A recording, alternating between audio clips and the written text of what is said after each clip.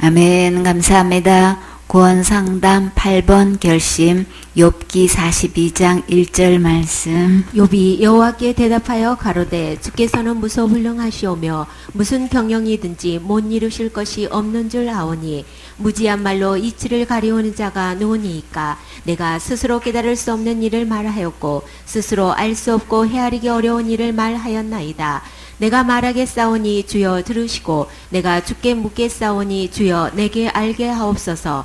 내가 주께 대하여 귀로 듣기만 하였사옵더니 이제는 눈으로 주를 배웁나이다. 그러므로 내가 스스로 한하고 티끌과 재 가운데서 회개하나이다. 아멘. 친구 셋과 때까지 이제 대화 나누다가 이제 드디어 이제 하나님과 대화가 시작됐어요. 욥이 주님을 만나고 참 주님은 또 어떻게 대답하시는지 봐요. 그래서 욥이 주님 앞에서 뭐라고 고백했나요? 욥이 생각하는 주님은 어떤 분이라고 했어요? 무소불능하시오며 무엇이든지 못하는 일이 없는 분이라는 거예요. 그리고 무슨 경영이든지 못 이루실 것이 없는 줄 아오니. 참 어떤 계획을 세워도 다 해낼 수 있는 분이라는 것을 고백하고 있죠. 주님께서 못하시는 일이 없으시다는 것을 이제 저는 알았습니다. 주님의 계획은 어김없이 이루어진다는 것도 저는 깨달았습니다. 주님하고 고백하니까 자 이렇게 욥이 달라졌어요. 그렇죠? 욥의 이 고백은 한마디로 하나님의 실력을 맛봤다는 거죠. 여러분도 하나님의 실력을 한번 맛보고 싶으십니까? 아니요. 그래요. 하나님의 실력을 한번 맛본 사람은 어떻게 하나요? 마카스구리에 알아서 기어요. 그쵸? 다 엎드려요. 욥이 하나님의 실력을 맛보고 어떻게 했는지 한번 볼까요? 3절에 무지한 말로 이치를 가리운 자가 누구니까 누구였어요? 바로 저입니다. 그쵸? 내가 스스로 깨달을 수 없는 일을 말하였고 스스로 알 수도 없고 알기 어려운 일을 말하였나이다. 그렇게 한마디도 안 지던 욥이 주님과 대화하니까 자기의 모습이 거울처럼 다 보여요. 그쵸? 그러니까는 무식한 말로 주의 뜻을 흐리게 한 자가 바로 접니다 하고 지금 실토하고 있어요. 내가 이해할 수도 없고 또 알 수도 없는 어려운 말을 자기가 스스로 했대요. 참. 이게 한마디로 뭐라 그랬어요? 철학이라 그랬죠? 그래요. 철학 사상 엄청 굉장히 고도의 학문으로 생각하고 있지만 뭔 소리 하는지도 모르고 열심히 얘기하는데 그러니까 듣는 사람은 뭐예요? 하나도 모르는 소리야. 본인은 알고 얘기하는 거예요? 본인도 몰라요. 그래갖고 심취해가지고 그게 최고 학문이냐. 이게 사단에 아주 계율에 속아가지고 이게 이 학문을 안 하면 그냥 뭐 학문을 하나 입문도 못하는 것처럼 그렇게 만들어버리고 그 속에서 헤어나지 못하게 만드는 거예요. 문제는 뭐예요? 이 철학 사상에 들어가면 말씀이 안 들어온다는 거예요. 말씀이 뿌리를 내리지를 못해. 깊이 들어오지를 못해요. 이 사상 씻어버려야 되죠. 그렇죠? 욥이 하나님 만나서 하나님과 대화하다 보니까 이게 보여지는 거예요. 이게 눈이 떠지는 거예요. 그렇죠? 귀가 열려서 하나님을 배우니까 이게 이제 깨달아지기 시작하는 거예요. 자, 이런 날 그래도 주님 만나면 소망 있어요. 그렇죠? 이렇게라도 뒤늦게라도 깨달았으니 참 내가 이해할 수도 없고 알 수도 없는 어려운 말을 말하였습니다. 어려운 말 하면은 굉장히 유식한 것처럼, 그렇죠? 식자층에 있는 것처럼 이게 착각하고 있잖아요. 그가 아무리 알아봐야, 그가 아무리 말해봐야 한 명도 구원 못 받잖아요. 그렇죠? 욥의 이 고백은 다른 복음에 중독된 자들이 반드시 해야 할 고백이에요. 그렇죠? 진리의 복음의 말씀대로 가르치지 않고 다른 교훈으로 믿고 가르친 것을 깨닫고 고백해야 되겠지요. 이 믿음으로는 지옥 갈 수밖에 없는 믿음이었습니다. 진짜 진리의 말씀으로 돌아오면 이게 보여지잖아요. 그렇죠? 그 중독된 가르침을 아무리 들어봐도 이거 깨닫지를 못해. 성경을 몇 번을 읽었다고 하면서도 이거 그냥 다 모르죠. 성경에 이런 말씀 있었는지도 전혀 모르고 맷독을 필독을 했다고 해도 이 복음을 전혀 몰라. 참, 그쵸. 그리고 내가 몇 독을 필독했다는 거, 몇 번을 읽었다는 거, 여기 자기 의에 도취돼가지고 나는 이래봬도 그 정도야. 참 대단하신데, 근데 문제는요, 이게 다 가려져가지고 이걸 모르는 거예요. 못 깨닫는 거예요. 그쵸? 다른 이 복음에, 다른 교훈에 중독돼가지고, 그게 성경 말씀하고 전혀 아니고, 완전히 이거는, 충돌되는 말인데도 불구하고 전혀 모르고, 그렇게 듣고 알고 믿고 가르치고 있잖아요. 그러니 주님과 이렇게 대화 몇 마디 다 하다 보니까, 진짜 내가 이해할 수도 없고 할 수도 없는 어려운 말을 했다고 이렇게 고백하니, 참 요번 참 이렇게라도 주님과 대화에서 깨닫게 되니 진짜 감사하지요. 욥이 몸에 이렇게 난 피부병으로 고통이 심할 때 친구들이 멀리서 병문안 왔지요. 근데 친구들이 욥이 받는 이 고통을 보고 어떻게 했어요? 7주야를 땅에 그냥 앉았어. 밤낮으로 방에 들어가서 손님이니까 이렇게 해서 모신 게 아니고, 욥이 그냥 이렇게 마당에 앉아가지고 그렇게 털보다가 앉아서 그러고 있으니 그 모습을 보는 순간 7주야를 그렇게 맞대고 앉아가지고 아무 말도 못하고 있었다는 거예요. 이거 우리 세상적으로 말하면 이런 친구 쉽지 않지요. 어떻게 7주야를 밤낮으로 먹지도 않고 지금 이렇게 땅에 앉아가지고 이렇게 아무 말도 못하고 같이 있냐고요. 얼마나 처참했으면. 욥의 모습이 이렇게 말을 잃고 밤낮으로 그렇게 주저앉아 있냐고요. 이건 참 상상도 못하는 일인 거예요. 그렇죠? 1시간 앉아도 힘들 텐데 어떻게 밤낮으로 그러고 있냐고. 7일 동안이나. 그런데요, 욥이 어떻게 했어요? 자기의 생일을 저주하기 시작하면서 점점점 나아가서 뭘 얘기해요? 자기의 의를 말하기 시작하니까 친구들도 입을 열었어요. 그쵸? 그냥 끝까지 잠잠했더라면. 그쵸? 한마디씩 돌아가며, 결국은 어떻게 됐어요? 그 말들이 부메랑이 돼가지고, 내가 죄를 지어서 하나님께 벌 받은 것이지, 그렇지 않고는 어떻게 이런 저주를 받을 수 있냐고. 그렇게 공격해 왔죠. 그러니까는 이 친구가 위로하러 왔다가 완전히 더 아픈 말로 갔다가 더 힘들게 지금 하고 있는 거예요. 근데요, 욥은 그거 다 받아들였어요.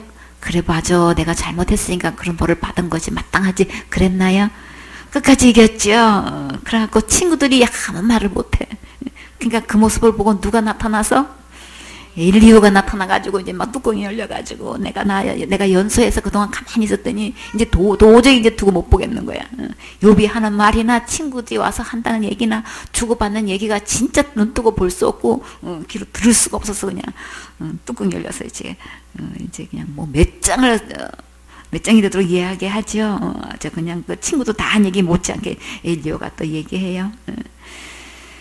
그런데요, 이렇게 친구들 앞에서 한 모든 말들은 하나님을 배우게 되니까 욥이 뭐라고 고백했나요? 무지하고 깨달을 수 없는 일을 말했고 알 수도 없고 헤아리기 어려운 말을 했습니다. 하나님 앞에서는 그대로 정직하게 이야기해요. 잘 알지도 못하면서 감히 주님의 뜻을 흐려놓으려고 하는 자가 바로 접니다. 깨닫지도 못하면서 함부로 말했습니다. 이제 욥의 이 고백이 여러분의 고백이 되셨습니까? 욥이 주님 앞에 정직하게 이렇게 고백하고 항복한 모습은 가장 아름다운 모습이지요. 참 되지도 않으면서 그 의로 도포를 삼았다 그랬죠. 자기 면류관을 삼고 막 그래서 내가 절대 이거 내 의를 버릴 수 없다고 끝까지 그냥 고집부리고 붙잡았죠. 그러나 참 하나님을 의로우신 진짜 거룩하신 하나님을 배웠고 하나님 말씀을 듣고 보니까 내 모습이 비춰졌어요. 그렇죠? 내 영혼의 거울에 내 모습이 비춰지니까 참 내가 생각했던 것과 하나님이 보시는 모습과는 너무나 딴판인 거예요. 그러나 하나님 앞에서 내 모습을 보고 그때라도 이렇게 고백할 수 있고 깨달을 수 있고 제대로 할 수 있으니까 얼마나 감사해요. 그렇죠? 주님은 왜 이런 장면을 이런 환경을 이렇게 몰아가셨을까요?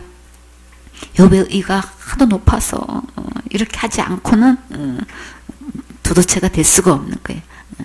그 욥의 의 갖고 하늘로 갈 수 있나요? 안 되잖아요. 그죠? 사람께 비춰봤을 때 요만한 인물이 없어요. 그죠? 그러나 그 의 갖고 천국은 못 가니까, 하늘을 못 가니까, 이 세상에서 아무리 그렇게 존경을 받고 칭찬을 받고 명성을 얻고 그 의를 인정받는다 할지라도 천국 못 가면 무슨 소용이 있겠냐고요.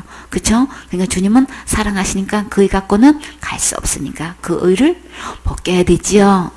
내 의의 옷 입고는 하나를 갈 수가 없잖아요. 그래서 그 의를 벗기 위해서는 그 과정을 거칠 수밖에 없는 거예요. 그럼 주님이 욥이 미워서 그랬나요? 싫어서 그랬나요? 욥을 사랑해서 그러는 거예요. 주님은 어쩌자고 욥이 그렇게 그런 피부병에 걸려가지고 그런 고생을 할 수 있게끔 내버려두십니까? 막 난 그게 너무 이해가 안 되는 거예요. 그건 진짜 너무하잖아요. 주님 막 이제 그랬었어요. 그런데요, 그게 누구 모습이라 그랬어요? 그게 욥이 자기 의로 도포를 삼은 그 모습이 바로 그 모습이란 걸 보여준 거라는 거예요. 내 의를 붙잡고 내가 이렇게 했기 때문에 이런 내가 천국 못 가면 누가 가겠어 하는 모습은 욥이 피부병에 걸린 것과 똑같은 모습인 거예요. 그 모습으로는 천국 갈 수 없으니까 자기 의에 속으면 안 되지요. 이렇게 해서 참 하나님 앞에 욥이 이렇게 주님 앞에 정직하게 고백하고 이 항복하는 모습, 그때가 가장 아름답다고 했어요. 어째서요? 그 고백이 곧 하나님의 의를 입을 수 있는 순간이 되기 때문에 그렇죠. 그래서 시편 7편 10절에 보면 나의 방패는 마음이 정직한 자를 구원하시는 하나님께 있도다. 하나님께서 정직해야 하나님이 그 다음부터 일을 하시지요. 그래서 시편 11편 7절에 여호와는 의로우사 의로운 일을 좋아하시나니 정직한 자는 그 얼굴을 배우리로다. 자기 모습을 아무리 숨겨도 사람들은 속고 자기 자신은 속을지 모르지만 하나님 앞에서 모든 것을 정직할 때 살 길이 있는 거예요. 그렇죠? 그래서 이 의로우신 주님 앞에, 주님은 의로운 일을 좋아하시는데 그 의로우신 그 주님의 얼굴을 배우려면 어떻게 해야 된다 그랬어요? 정직해야 된다는 거예요. 내 마음이 정직해야 주님을 배울 수 있어요. 그래서 우리도 욥처럼 주님 만나면 소망이 있어요. 어떻게 주님을 만날 수 있을까요? 기록된 하나님 말씀으로 돌아오셔서 이 말씀대로 듣고 믿으면 욥처럼 변화받을 수 있어요. 4절에 내가 말하겠사오니 주여 들으시고 내가 주께 묻겠사오니 주여 내게 말씀하옵소서. 우리가 모르는 것이 있을 때 주님께 지혜를 구하면 내가 알아들을 수 있도록 깨닫게 해주시지요. 야고보서 1장 5절에 너희 중에 누구든지 지혜가 부족하거든 모든 사람에게 후히 주시고, 모든 사람 속에 누구도 포함돼요? 나도 포함돼요. 그쵸? 그래서 주님은 넉넉하게 후히 주신댔어요. 그리고 그런 것도 모르냐고 꾸짖지 아니하신대요. 그러니까 우리 담대히 구할 수 있지요. 그리고요, 그 꾸짖지 아니하시는 하나님께 구하라. 그리하면 주시리라. 그렇죠? 그러니까는 모르는 게 부끄러운 게 아니고 구하지 않는 게 부끄러운 거예요. 그렇죠? 무엇이든지 후히 주시는 하나님께 구하면 주님께서 정말 기상천외한 지혜를 주셔요. 어떤 문제든지 주님께 가지고 나아가면 주님께서 이렇게 깨닫게 해주셔요. 후히 주신다고 하신 게 이게 참 얼마나 좋아요. 그렇죠? 그것만 달랑 깨닫는 게 아니고 넘치도록 주신다고 하시니까 말씀 속에서도 보고 이거 잘 이해가 못하겠네. 무슨 뜻이지? 그러면 넘어가지 마시고 주님 깨닫게 해 주세요. 즉시로 깨닫게 해주실 때가 있고 또 지나서 할 때가 있고 결국은 깨닫게 해주셔요. 그리고 우린 잊어버리고 있다가 이거 전에 내가 기도했던 건데 와 오늘 깨닫게 해주시네. 그리고 주님 감사해요. 나는 기도해놓고도 잊어버리는데 주님은 또 신실하게 들으시고 다 또 응답해 주시지요. 5절에 내가 주께 대하여 귀로 듣기만 하여 쌌더니 이제는 눈으로 주를 배움나이다. 주님에 대해서 소문으로 듣기만 했는데 이제 눈으로 직접 주를 뵙게 됐대요.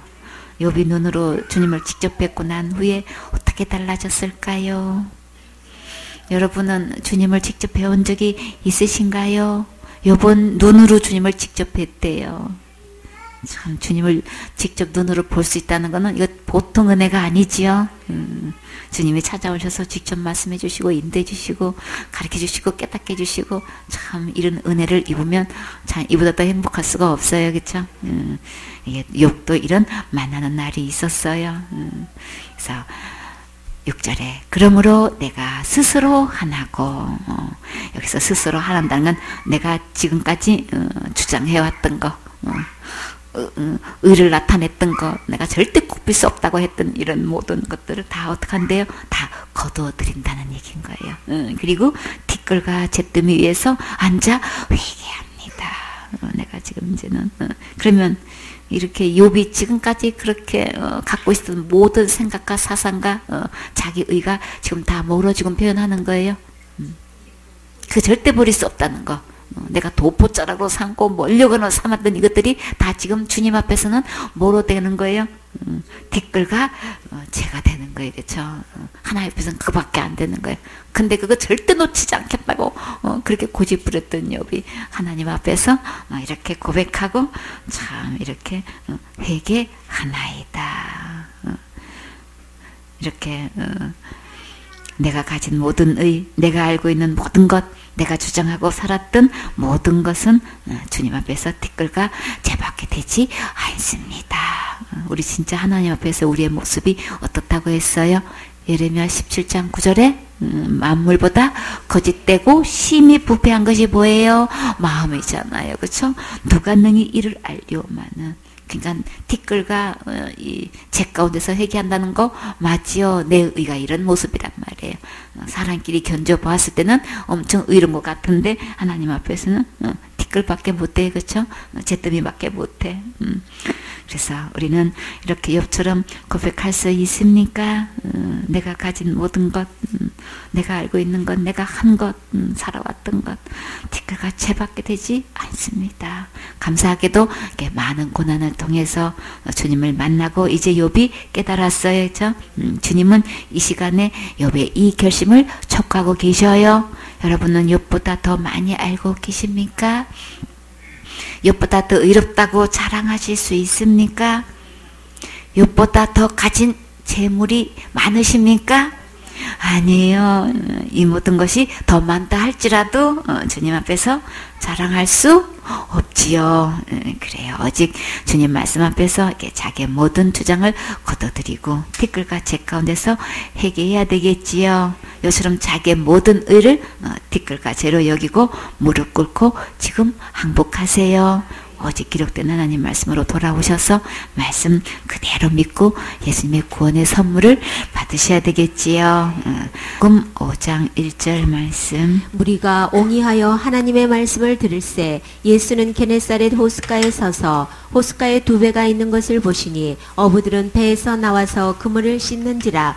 예수께서 한 배에 오르시니 그 배는 시몬의 배라. 육지에서 조금 뛰기를 정하시고 앉으사 배에서 무리를 가르치시더니 말씀을 마치시고 시몬에게 이르시되 깊은 데로 가서 그물을 내려 고기를 잡으라. 시몬이 대답하여 가로되 선생이여 우리들이 밤이 맞도록 수고를 하였으되 얻은 것이 없지만은 말씀에 의지하여 내가 그물을 내리리다 하고 그리한즉 고기를 내온 것이 심히 많아 그물이 찢어지는지라. 이에 다른 배에 있는 동물을 손짓하여 와서 도와달라 하니 저희가 와서 두 배의 채움에 잠기게 되었더라. 시몬 베드로가 이를 보고 예수의 무릎 아래 엎드려 가로되 주여 나를 떠나소서 나는 죄인이로소이다 하니 이는 자기와 및 함께 있는 모든 사람이 고기 잡힌 것을 인하여 놀라고 세베대의 아들로서 시몬의 동업자인 야고보와 요한도 놀랐습니다. 아멘. 1절에 무리가 옹이하여, 옹이하다는 것은 예수님 주위에 둘러싸여 있는 거예요. 하나님의 말씀을 듣는 거예요. 이렇게 둘러앉아서 예수님의 말씀을 직접 들을 수 있다는 건 얼마나 행복했을까. 그쵸? 이거 진짜 부러운 장면인 거죠. 그쵸? 예수는 게네사렛 호숫가에 서서 이제 계셨는데, 근데 여기서 게네사렛 호수가 어디예요? 응? 갈릴리 해변이지요. 이 게네사렛 호수를 보니까 이스라엘 북동부에 있는 이제 호수인데 이게 마태복음 4장 이제 18절에 이제 나와 있어요. 갈릴리 해변이라고도 하고 또 호수 모양이 하프 있죠. 하프 모양하고 비슷하대요. 그래가지고 구약에서는 민수기 34장 11절에 보면 기네렛 해변이라고 이렇게 표현을 해요. 신약에 와서는 이제 누가복음 5장 1절에 이 본문에 게네사렛 호수라고도 했고 요한복음 6장 1절에는 디베라 바다라고도 했어요. 그래서 이게 하프를 이제 히브리어로 키누르라고 해요. 근데 이제 바다를 얌이라고 하는데 헬라어로 이렇게 번역하는 과정에서 이제 바다 또는 이제 호수로 이제 명칭이 달라졌는데 이게 얌의 뜻은 많은 물들이 모여 있는 것으로 이제 의미하기도 해서 이제 바다나 호수로 이렇게 번역해도 무관하대요. 근데 성경에서는 이제 구약에서는 해변이라고 그랬죠. 그건 바다로 이렇게 주님은 바다라고 말씀을 하셔요. 그래서 여기서 이렇게 갈릴리 호수에서 이제 강풍이 부는 이제 이유를 여러분은 혹시 아시나요? 호수에서 강풍이 어떻게 불어요? 바다도 아닌데, 그쵸? 갑자기 어느 날 어느 시간에 이 게네사렛 호수에서 강풍이라는 거는 미친 바람처럼 막 갑자기 확 불어가지고 막 배가 잠길 정도로 예수님 배 탄 때 그런 적이 있었었죠. 이 호수는 희한하게 갑자기 강풍이 분대요. 호수이기 때문에 파도가 없을 것이라고 우리는 생각하는데, 근데 이제 오산인 거예요. 이 보면은 이스라엘의 가장 높은 산 여러분 기억나시나요? 헐몬산이죠. 해발 2,814m나 되는데 여기서 이렇게 이 높은 산에서 찬바람이 내려오는 거예요. 그리고 이제 서쪽에서 지중해에서 오는 바람하고 만나가지고 이제 해질녘쯤 되면은 갈릴리 호수에 갑자기 이게 큰 파도가 지금 일어난다는 거예요. 이제 이해를 아시겠죠? 그래서 이 갈릴리 호수는 이제 어디서 물이 이렇게 그렇게 많은 물이 이렇게 공급이 될까요? 헐몬산에는 눈이 몇 개월 동안 있다 그랬어요? 6개월 동안 눈이 쌓여 있어요. 그래서 그 엄청난 눈이 쌓여 있는데 서서히 녹으면서 물이 이제 그 골짜기에서 내려오는 거예요. 그 물이 고인 물이 이 게네사렛 호수인 거예요. 그 호수에서 물이 또 넘쳐서 어디로 흘러갈까요? 유명한 강이 있어요. 어떤 강일까요? 예수님이 침례받은 강이에요. 요단강으로 이제 물이 공급되는 거예요. 그 요단강에서 또 물이 흘러서 또 어디로 갈까요? 사해바다로 가요. 사해바다는 또 어디로 갈까요? 가는 데가 없어. 그냥 받기만 해. 그래가지고 막혀가지고 이제 받기만 하고 줄을 몰라. 이렇게 헐몬에서 내려오는 물은 게네사렛 호수에서는 요단강으로 이렇게 흘러 보내가지고 항상 고갈되지 않죠. 요단강도 마찬가지고. 근데요, 이 사해바다는요, 이게 나라에서 정부에서 계속 물을 계속 대준대요. 어떤 식으로 대주는지 그거 엄청나잖아요, 그렇죠? 물 한 탱크에다가 실어가지고 우리 가뭄때에 막 차로 막 이동해서 이렇게 공급하는 거 있죠. 그게 이쪽 강에서 퍼가지고 그 지역에 가서 주민들한테 그 물을 나눠주는데 극심할 때의 가뭄이 이렇게 하면 이게 또 기별도 안 가잖아요, 그렇죠? 근데 그 하나하나 물을 담는데 그게 얼마나 그게 인력이 소비되냐고요. 근데 그 엄청난 사해바다를 그런 식으로 물을 부어준대요. 안 그러면 기가리들 이게 고갈된대요. 참 그 장면이 우리 한 번도 상상하지를 못했죠. 바다인데 사해인데 어쨌거나 바다인데 이렇게 물을 계속 인위적으로 부어줘야만 된대요. 지금도 붓고 있대요. 만약에 그렇게 부어주지 않으면 이제 이게 완전히 고갈이 난대요. 참. 그래서 이 게네사렛 호수가 길이가 약 21km나 된대요. 1km가 1000m인데 21km면 우리 걸어갈 수 있을까요? 4km가 10리니까 그럼 이거 몇 리예요? 50리 되나요? 21km니까 그쵸? 50리 정도 걷는다는 건 조금 무리지요. 하루 동안에 걸어갈 수 있을까? 50리를? 50리 하루 조금 쉬었다 가고 쉬었다 가서 하루 해질역까지는 하루 한 바퀴 돌아올 수 있을까요? 폭은 13km라고 하는데 이 바다는 이제 해수면이 낮아서 해발 210m이고 이제 호수의 수심은 44m래요. 이곳에는 이제 예수님의 사역이 이제 시작되었지요. 그리고요 여기에는 베드로, 야고보, 요한 또 그리고요 빌립과 마태가 여기 10기 출신인 거예요. 이 절에 호숫가에 두 배가 있는 것을 보시니 어부들은 배에서 나와서 그물을 씻는지라. 이 배는 누구예요? 임자가 시몬의 배예요. 와, 시몬 굉장히 부자예요. 그쵸? 배 한 척이 얼마나 되는지 억대가 넘을 거 아니에요. 그쵸? 고기잡이 배가 이렇게 해가지고 가면은 그도 엄청난 부자네요. 근데 이제 육지에서 이제 이렇게 그냥 고기를 잡고 나면 이 배를 깨끗이 청소해야 되죠.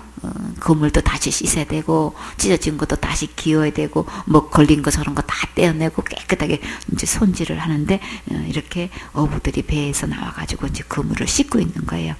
근데 예수님께서 어떻게 해요? 그 배에다가 올라가셨어. 그 배는 시몬의 배라. 근데 시몬한테 뭐라고 했어요? 육지에서 조금 떼기를 정하시고. 그래서 편안하게 말씀을 들을 수 있도록 이제 배에 앉아서 듣는 게 이제 낫겠다 싶으셔서 이제 배에 올라타시니까 배에서 조금 육지에서 조금 떼어 주기를 이제 요청하니까 그러면 누가 그렇게 해줬을까요? 베드로가 이제 배를 조금 육지에서 뛰게끔 이렇게 하다 보니까 육지에서 조금 떼어졌으니까 그럼 베드로는 어디 있어요? 같이 배 안에 있었겠죠, 그쵸?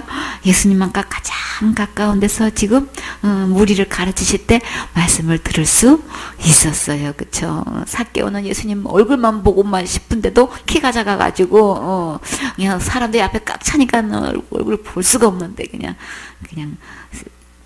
세무장에 체면을 내려놓고 뽕나무까지 올라가가지고 예수님을 보고 싶어가지고 그냥 그렇게 올라가니까 예수님이 그냥 집에까지 오시는 놀라운 영광이 있었었죠, 그쵸? 와, 이렇게 그냥 이렇게 시몬의 배에서 예수님이 앉아 계시겠다고 하니까 그대로 듣고 가장 가까이서 말씀을 들을 수 있는 이 처음에 하나 만에 하나 있을까 말까 하는 기회를 지금 얻었어요, 그쵸? 진짜 이 베드로 정말 가장 행복한 순간인 거예요. 그죠? 어디서 이런 말씀을 이렇게 가장 가까이서 들을 수 있냐고요. 근데요, 주님께서 말씀을 마치셨어요. 해가 지도록까지는 안 하셨어요. 그래서 말씀을 마치시고 이제 어떤 사람들은 다 돌아갔는지 어떻게 했는지 시몬에게 배를 빌려서 사용했으니까 주님은 주님답게 보상해 주시지요. 어떻게 했어요? 깊은 데로 가서 그물을 내려 고기를 잡으라. 참 갈릴리 호수는 이렇게 물이 맑아서 낮에는 고기를 잡지 못하고 밤에 잡는데요. 그런데 시몬도 언제 고기를 잡았다 그랬어요? 밤에 잡았다 그랬죠? 그런 이유가 있는 거예요. 그래서 근데요 예수님이 지금 어떻게 해요? 낮인데 세상 사람들의 이렇게 상식과 지금 어긋나게 지금 어떻게 해요? 낮에 또 더군다나 깊은 곳에 가가지고 그물을 내려가지고 고기를 지금 잡으라고 하셔요. 그러면 베드로가 일반 기본 상식에 전혀 맞지 않는 이 예수님의 말씀에 어떻게 반응할까요? 여러분 같으면 어떻게 하시겠어요? 그쵸?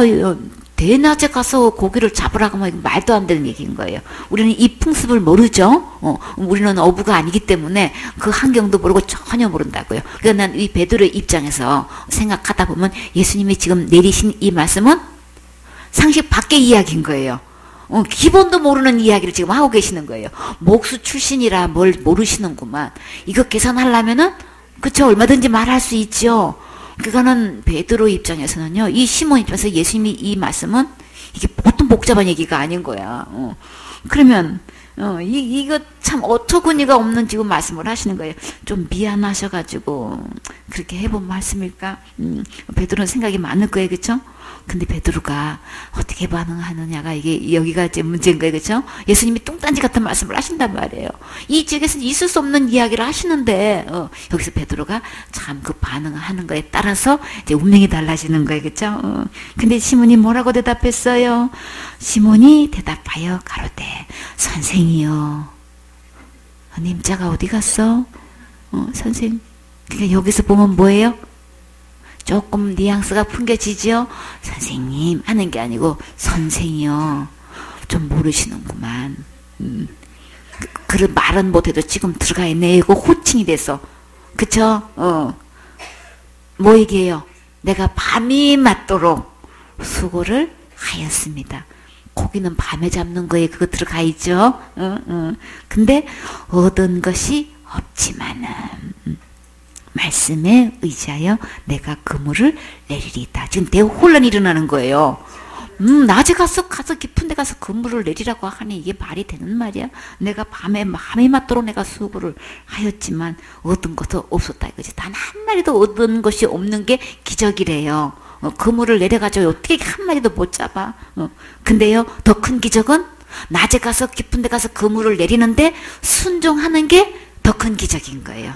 어디서 그런 순종할 수 있는 마음이 생겼을까요?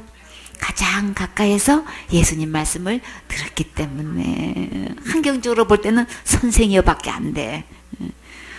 그런데요, 말씀에 의지할 수 있는 힘을 말씀을 드렸기 때문에 얻어서 내가 그물을 내리리이다. 전혀 맞지 않는 요구를 해야도 그래도 내가 말씀에 순종할 수 있게 되었어요. 그래서 우리 어떤 문제가 환경이 너무 커가지고 그래가지고 주님께 나와서 말씀을 들었는데 주님께서 주님 나 이거 어떡해요. 밤새도록 고기도 못 잡고 그냥 허탕쳤어요. 말 안 하고 있어도 우리 마음속에서 허탕친 거 우리 참 얼마나 맥 빠져요. 그쵸? 고기를 많이 잡아서 또 밤새도록 일하고 또 그냥 이렇게 그물을 씻고 하는 작업할 때 힘들잖아요. 그쵸? 뒤처리가 더 힘들지요. 요리하는 것도 힘들지만 뒤설거지하기가 더 힘들잖아요. 그런 것처럼 뒷설거지 지금 하고 그물을 다 씻어놨는데 또 낮에 가가지고 그것도 대낮에 가가지고 오늘 밤에 기다려봐. 그래서 저녁 때 가서 다시 고기를 잡으면 잡힐 거야 하시는 것도 아니고 이제 기껏 씻어놨더니만 대낮에 가서 그것도 깊은 데 가서 그물을 내리라는 거는 이거는 잡힐 확률이 전혀 없는 상태. 환경적으로 볼 때 그러는 거예요. 근데 그런 환경을 뛰어넘고 순종할 수 있는 힘. 예배 성공하면 순종할 수 있어요. 인간 상식 이하의 그런 상식적인 것에 완전히 벗어나는 요구를 해도 말씀대로 순종하면 주님이 책임지시지요. 그래서 무에서 유를 창조하시는 전능하신 하나님을 너는 믿느냐? 여러분은 어떻게 하실 거예요? 아멘. 여러분도 믿습니까? 그래요. 그러면 기적이 일어나요. 베드로가 비록 피곤하지만 예수님의 말씀을 듣고 순종했을 때 과연 기적이 일어났을까요? 6절에 그리 한적. 그렇게 순종했대요. 그랬더니 그 결과는 고기를 애운 것이 심히 많아. 그물이 찢어져 가는 거야. 와, 그물이 찢어질 정도로 많이 잡혔어. 참 주님은 진짜 주님답게 일을 하셔요. 그러니까 내 상식, 내 기준, 내가 지금까지 뭐 했던 갈로 이거 뛰어넘어야 돼요. 주님의 말씀은 상상 초월로 얼마든지 일하실 수 있지요. 참 베드로가 말씀을 듣고 비록 선생이여 했지만 그 순종하는 게 그쵸. 그 어디예요? 큰 아들은 네 아버님 알겠습니다 하고 가서 대답은 했죠. 그쵸? 차마 아버지 말씀을 싫어요 할 수는 없어. 네 하고 그리고 나중에는 어떻게 했어요? 안 했어요. 둘째는요, 둘째는요, 조금 은혜로 키워서요, 조금 버릇이 없어요. 그러니까는 속이는 표현을 그냥 해요. 싫으면 싫다고, 대반 싫어요, 그런다니까. 둘째는 그런 게 있어요. 첫째는 그게 잘 못해. 왜요? 첫째는 율법으로 키워가지고 못해요, 싫어요, 안 해요 이 소리를 못해. 무서워가지고. 근데 둘째는 그거 다 한다고. 또박 말 때 거 다 하고 싫은 거 다 표현하고 한다고요. 결국은 어떻게 했어요? 생각해보니까 안 되겠어. 싫어했지만 가서 순종했어요. 그쵸? 그러니까 베드로는 싫어 소리는 못했지만 선생이어 속에 조금 못마땅하지만 순종을 했더니 세상에 어떻게 이렇게 많이 잡을 수가 있어. 그래가지고 완전히 얼마나 많이 잡았는지 자기 혼자 그거 주체를 못해가지고 막 다른 배에 있는 동물을 갖다가 손짓해가지고 도와달라고 하기까지 이렇게 2배 채우고도 배가 어떻게 했어요? 잠기게 됐어. 완전히 요 찰랑찰랑 하는 거예요. 이거 그냥 그 정도로 잡을 수 있으니 참. 자, 이렇게 어부 출신으로 이렇게 배를 2배를 가지고 운영할 정도로면은 이 보통 실력이 있는 게 아니잖아요, 그렇죠? 이 게네사렛 호수에서 어부잡이로 이렇게 자랐는데 일개 목수가 이래라 저래라 참 지시했을 때 그거를 받아들인다는 게 이게 쉬운 게 아니잖아요. 그거 다 계산 들어갔겠죠? 그냥 주마등 같이 그냥 순식간에 이게 쫙 계산이 모든 생각이 지나갔겠죠? 그래도 그래요. 내가 말씀에 의지해서 내가 그 물을 내려보겠습니다. 하고 그냥 그 발걸음이 막 빠릇빠릇하게 움직였을까요? 조금 천천히 움직였겠죠. 그쵸? 그러나 순종했어요. 그쵸? 그랬더니 이렇게까지 많이 그냥 잡을 정도는 진짜 못했죠. 자, 그때 이 베드로가 참, 그 다음에 주님을 볼 때는 어떻게 되는 거예요? 선생이여가 어디 갔어? 어떻게 나와요, 고백이? 예수의 무릎 앞에 엎드려. 그냥 무릎이 팍 꿇게 되는 거라고요. 진짜 하나님의 실력을 지금 보고 있는 거예요. 그래서 그가 무릎 꿇고 하는 고백. 선생이 어디 갔어요? 주가 됐어요. 그렇죠? 주여 나를 떠나소서. 그 순간에 누구로 보이는 거예요? 그 선생이 일개 선생이 하나님으로 보이는 거예요. 하나님이 아니시고는 이런 일을 할 수가 없는 거예요. 진짜 이래저래 예수님에 대해서 많은 소문을 들었는데 진짜 하나님이신 거예요. 이분이 하나님이신 거예요. 그러니까 하나님 앞에서 내 모습이 뭐예요? 무릎 꿇지 않을 수가 없는 거예요. 아무리 목수 앞에 아니고 이건 지금 하나님 앞에서 하나님의 실력을 보고 그냥 무릎 꿇게 되고 자기의 모습은 어떤 모습으로 보여졌어요? 하나님 앞에서 내 모습은 죄인인 거예요. 정말 나는 하나님 앞에서 어디 갈 수밖에 없는 지옥 갈 수밖에 없는 죄인입니다. 이 모습으로 무릎 꿇을 수 있어야 되죠. 이렇게 베드로가 예수님께서 하신 일을 보고 가르치는 선생이 아니라 이제는 누구로 보이나요? 하나님으로 보이고 하나님 앞에서 우리는 모두 죄인 나를 볼 수 있어야 되겠지요. 지금 내가 지옥 갈 수밖에 없는 죄라는 것을 깨닫고 예수님의 이름 앞에 무릎 꿇고 고백하세요. 만약 지금 살아있을 때 하지 않으면 죽어서 예수님 앞에서 어차피 무릎 꿇고 결국 고백하게 돼요. 그러나 그때는 이미 때가 늦지요. 늦어서 고백하고 지옥 가기 때문에 기회가 더 이상 없어요. 그러니까 지금 결심하세요. 빌립보서 2장 9절에 보니까 이러므로 하나님이 그를 지극히 높여 모든 이름 위에 뛰어난 이름을 주사 하늘에 있는 자들과 땅에 있는 자들과 땅 아래 있는 자들로 모든 무릎을 누구의 이름 앞에? 예수님의 이름에 꿇게 하시고 결국 꿇게 돼요. 모든 입으로 예수를 그리스도를 주라 시인하여 하나님 아버지께 영광을 돌리게 하시느니라. 결국은 이렇게 예수님을 주라 고백하게 되지요. 베드로는 이 실력을 보고 예수님이 선생님이 주시라는 걸 고백하게 됐어요. 지금 고백하시면 살 길이 있어요. 결국은 고백하게 돼요. 우리가 정말 말씀 앞에서 예수님 앞에서 정말 나는 지옥 갈 수밖에 없는 죄인입니다. 이 예수님이 주로 시인할 수 있는 무릎 꿇고 시인할 수 있는 순간이 있어야 되겠지요. 9절에 이는 자기와 및 함께 있는 모든 사람이 고기 잡힌 것을 인하여 놀라고 놀랄 수밖에 없죠. 하나님의 하신 일을 보고 놀라지 않을 수가 없는 거예요. 이건 일개 목수가, 일개 선생님이 이렇게 할 수가 없는 거예요. 이건 하나님이 아니시고는 할 수 없다는 것을 모든 어부들도 이 고기 잡힌 것을 보고 놀랄 수밖에 없는 거죠. 세베대의 아들로서 시몬의 도목자인 야고보와 요한도 놀랐어요. 똑같이 보고 이 충격은 엄청난 거예요. 예수께서 시몬에게 일러 가라사대 무서워 말라. 그러니까는 이 하나님이 하시는 일을 보고 이 예수님의 하나님이신 걸 보고 지금 너무너무 무서워하는 거예요. 그럴 때에 주님은 이 베드로의 이 생각 갖고는 아무것도 할 수가 없지요. 예수님이 지금 하나님으로 보여야 함께 일을 할 수 있잖아요. 그래서 하나님의 실력을 봤어요. 하나님의 실력을 보고 지금 엄청 무서워하고 있는 거예요. 여러분도 하나님의 실력을 꼭 맛보고 싶으십니까? 베드로처럼 이런 순간이 오려면 지금 베드로가 지금 이게 얼마나 지금 장부가 지금 이렇게 하나님 앞에서 부들부들 떨고 무서워하고 있어요. 주님께서 이제 베드로가 무릎 꿇고 주님 앞에 고백하는 이 모습을 보고 주님은 어떤 말씀을 하셨어요? 어느 누구도 해줄 수 없는 말씀. 이제후로는 내가 사람을 취하리라 하시니. 무슨 말씀이에요? 사람 낚는 어부가 되게 하신다는 거예요. 이렇게 고기를 여태까지 잡아본 것처럼 이제 사람을 낚는 어부가 되게 한다고.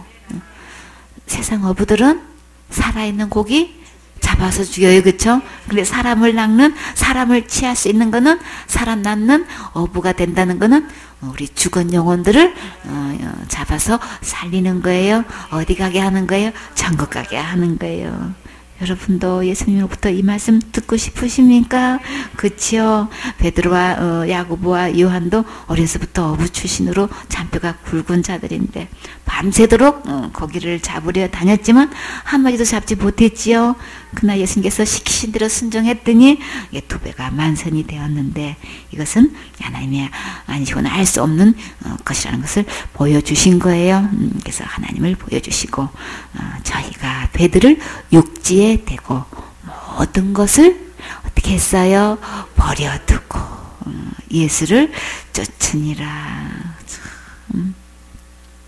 예수님께서 부르실 때 모든 것을 버려두고 따라갔어요. 자, 내 행위로 천국 갈 수 있는 줄 알고 내가 행한 모든 의를 다 버려두고 예수님 따라가야겠지요. 참 주님 만나보면 우리 말씀 앞에서 복음을 듣다 보면 지금까지 내가 믿고 있었던 이 모든 것 지옥 갈 수밖에 없는 믿음이었습니다. 내가 못 가면 누가 가 했던 이 자기의 의가 이거는 그거 갖고는 천국 갈 수 없고 지옥 갈 수밖에 없다는 거 이거 깨닫게 되지요. 우리가 이젠 이렇게 베드로, 요한, 야고보처럼 이 모든 것 다 버려두고 진짜 의로우신 거룩하신 예수님 따라가야 되겠죠. 천국은 어떻게 가는 거예요? 예수님 의로 가는 거죠. 내 행위로 가는 거 아닌 거예요. 진짜 주님이 오늘 나를 부르실 때에 이렇게 베드로도 야고보도 요한도 예수님 따라간 것처럼 다 버려두고 우리 예수님 따라가야 되는 거예요. 그렇죠? 너무나 많은 사람들이 내가 한 체험 가지고 내가 알고 있는 것 같고 내가 해온 것 가지고 그거 믿고 천국 가는 줄 알고 착각하고 있는 사람이 너무 많잖아요. 근데 주님께서 찾아오셔서 말씀을 들려주시고 이렇게 순종할 수 있는 힘을 주셨어요. 그리고 이 자기의 업을 거머든다는 거는 이거는 쉬운 일이 아닌 거예요. 그렇죠? 주님께서 이렇게 할 수 있는 이렇게 힘을 주시지요. 이렇게 어느 누구도 할 수 없는 것을 보여주시고 이렇게 주님을 따르라고 주님은 말씀하셔요. 우리는 모든 것 버려두면 우리 죽는 줄 알지요. 이거 없으면 막 큰일 나는 줄 알아요. 그러나 그거 버릴 때에 세상에서 줄 수 없는 것 예수님으로 받을 수 있어요. 그렇죠? 우리는 주님을 따라가야만 소망이 있는 거죠. 부자 청년이 자기가 행한 모든 의 갖고 이거 갖고 영생 얻을 수 있나요? 했을 때 예수님은 뭐라고 하셨어요? 율법을 지키라고 그랬죠. 그러니까는 율법을 어떻게 했다 그랬어요? 어렸을 때부터 다 지켰다고 했다고요. 근데 주님 보실 때는 딱 한 가지 부족하다고 했어요. 한 가지가 한 가지일까요? 한 가지가 613가지 모두예요. 그렇죠? 하나 범하면 다 범한 거. 하나님의 계산하는 방법을 모르니까 나 그거 다 지켰는데요. 다 지키면 주님이 사랑해 주셔요. 근데요. 그거 다 지킨 것 같고 천국 갈 수가 없어요. 한 가지 부족한 게 뭐였어요? 그 청년은 부자 청년이에요. 그렇죠? 얼마나 부자인지 부자 청년이래요. 여러분도 부자 청년이면 좋겠어요? 그렇죠? 근데요, 부자 청년이 어떤 게 부자였어요? 나는 다 지킨 게 가장 큰 부자야. 그거 버릴 수 있어야 돼요. 그거 내려놓을 수 있어야 되는 거예요. 그렇죠? 베드로, 야고보, 요한은 이거 다 버려두고 예수님 쫓아갔잖아요. 예수님 쫓아갔더라면 영생도 없고, 그렇죠? 하늘로부터 보화도 없고 참 전무후무하게 귀하게 쓰임 받았을 텐데 왜 근심해서 돌아가냐고요.